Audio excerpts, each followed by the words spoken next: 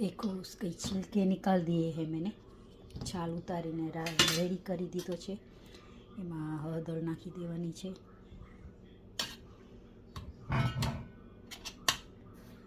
અને મીઠું અને ઢાંકી દેવાનું છે।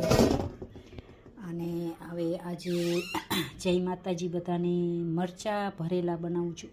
તેની માટે મેં આવા લાંબા મરચાં લીધા છે। આ તીખા નથી હોતા, તો એને કટ કરી અને એમાંથી આ બી કાઢી નાખવાના છે।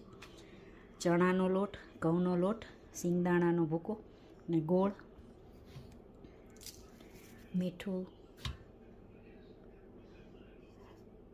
થોડાક અજમા, હળદર, ધાણા જીરું,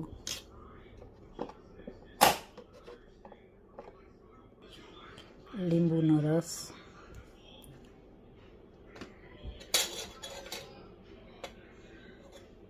તેલ,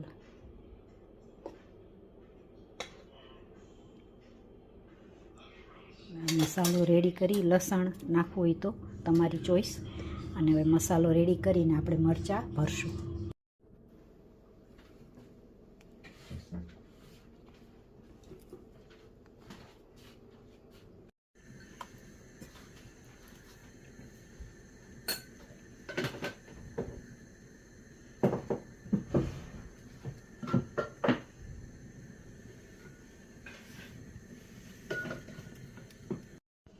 આ મરચાં રેડી છે, જો આવી રીતના ભરી દેવાના।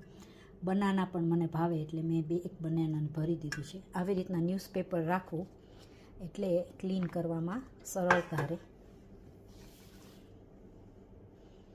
ને મેંગોનું સ્મૂધી બનાવું છું, તો એમાં ખાંડ નાખશું